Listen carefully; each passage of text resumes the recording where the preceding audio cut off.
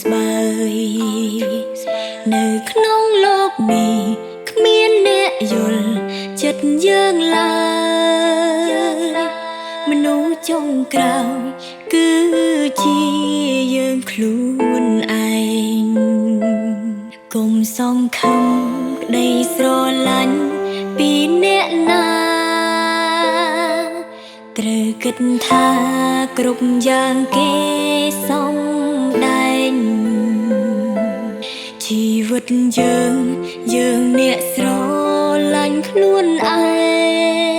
ងចាំអ្នកផ្សេងដូចផ្សែងភ្លើងចំបើ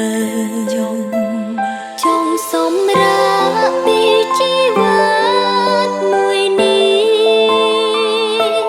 ផ្លូវមួយនេះពីបាដើ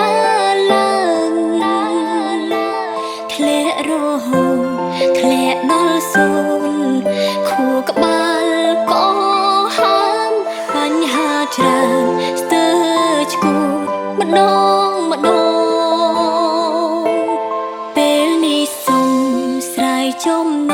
ងនេះចេញហើយ